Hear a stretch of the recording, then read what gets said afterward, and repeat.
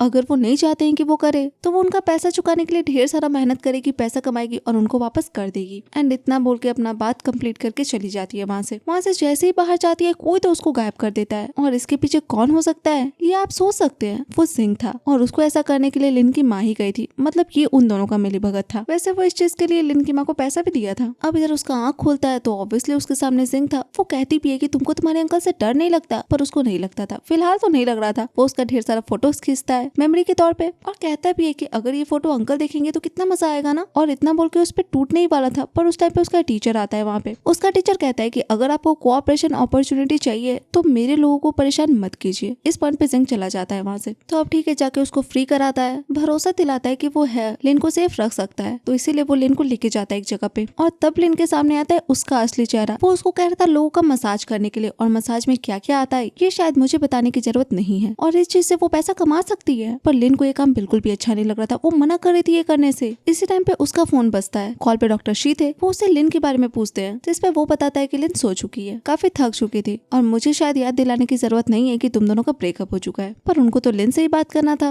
वो कहते हैं कि लिन अगर खुद से मुझे बोलेगी तभी कोई बात है, पर वो ऑब्वियसली लिन से उनका बात थोड़ी कराने वाला था। कुछ भी उजल बोल के कॉल काट देता है। इधर लिन उस आदमी को मना कर रही थी वो काम करने से, पर वो अब लिन से यही सब कुछ करवाना चाह रहा था। भले इस चीज में टाइम लग जाए पर कोई प्रॉब्लम नहीं है उसको, लिन को तो वो मना ही के रहेगा। इधर डॉक्टर शी का दिमाग खराब हो रहा था क्योंकि उनको लिन के बारे में कोई आइडिया नहीं था। तभी उनको पता चलता है कि वो जो टीचर है वो लास्ट टाइम बात सिंह से ही किया है, तो हो सकता है कि सिंह को उसके बारे में पता हो। तो अब सिंह को वहाँ पे लाया जाता है। वो सिंह से सीधे पूछते हैं कि लिन का है। हाँ नाटक करता है, थोड़ा नहीं पता, या फिर यूँ कहा जाए कि वो बताना नहीं चाह रहा था, पर वो उससे उगल बाकी ही रहते हैं। इधर वो उसको खाना पीना खाने के लिए कह रहा था, पर वो मना कर रही थी। पर इस बात से कोई खास फर्क नहीं पड़ता उसको। कहता है कि थोड़ी देर रेस्ट कर लो, उसके बाद मैं लेने आऊंगा। पर उसको मौका मिलता है वो वहाँ से भागने का ट्राई करती है। अब भाग तो नहीं पाती, पकड़ी जाती है, पर उस टाइम तक डॉक्टर सी भी वहाँ पे आ जाते हैं। वो उसको पैसा ऑफर करते हैं लिन के बदले, मतलब कहते हैं कि तुमको जितना पैसा चाहिए मैं देने के लिए तैयार हूँ, बस इसको छोड़ दो। पर उस टीचर को पैसा नहीं चाहिए था, उसके पास पैसा का कोई कमी थोड़ी था। वो कहता है नील डाउन होने के लिए, क्योंकि ये देखने में उसको ज्यादा मजा आएगा। अब उनके पास कोई ऑप्शन तो था नहीं, वो नील डाउन होते हैं। हालांकि लिन को बिल्कुल भी अच्छा नहीं लगता। उधर वो जाके उनके हाथ पे चढ़ जाता है। डॉक्टर सी को पेन तो हो रहा था, और ये भी कह सकते हैं कि लिन को उनसे ज्यादा हो रहा था। पर अब वो डॉक्टर सी के पास जाके कहता है कि वो लिन को अपने साथ लेके जाएगा। उसके सेफ्टी का भी तो बात है, अगर लिन उसके साथ रहेगी तो डॉक्टर सी उसको कुछ कर नहीं पाएंगे। पर ये सुन के वो तो उसको अभी नहीं छोड़ते हैं, उसको मार के सीधे जाते हैं लिन के पास उसको फ्री करने के लिए। पर इतनी देर में वो उनको इंजर्ड कर देता है। बेचारे लिन को तो समझ में नहीं आ रहा था कि ये हुआ क्या। उसको तो ऐसा लग रहा था मानो वो उसका साथ छोड़ दिए। वो उनको उठाने की कोशिश करने लगती है, और कुछ देर बाद उसका नींद खुलता है हॉस्पिटल में। उठते ही वो नर्स से डॉक्टर सी के बारे में पूछती है। वो बताती है कि वो बगल वाले वार्ड में। वो जल्दी से जाके देखती है, उससे पहले एक बॉडी को ले जाते देखती है। उसका तो दिमाग ही खराब हो जाता है उस वार्ड में किसी को ना पाके। उसको लग रहा था कि कहीं उनका डेथ तो नहीं हो गया, पर नहीं, ऐसा कुछ भी नहीं था। थोड़ी देर में वो आ जाते जाते हैं पीछे से। वो उनको सही सलामत देख के बहुत खुश होती है, उसको क्या डर लगा था ये भी बताती है, पर वो कहती है कि ऐसा कुछ भी नहीं है, वो रिकवर हो चुके हैं, वो ठीक है। और अब वो उसको बताते हैं कि वो अपना एंगेजमेंट खत्म कर चुके हैं। और अब क्या वो उनको प्रॉमिस कर सकती है कि वो उनके साथ जिंदगी भर रहेगी? अब ठीक है, वो तो उनको प्रॉमिस कर ही देती है और दोनों साथ हो भी जाते हैं और ये कहानी यहाँ पे खत्म भी हो जाता है। तो दोस्तों, आपको ये कहानी कैसा लगा आप मुझे कमेंट्स में जरूर बताइएगा और ये भी बताइएगा कि मेरा एक्सप्लेनेशन आपको कैसा लगा। तो thank you so much friends for watching this video. मैं आपसे मिलती हूँ नेक्स्ट वीडियो में, तब तक के लिए बाय।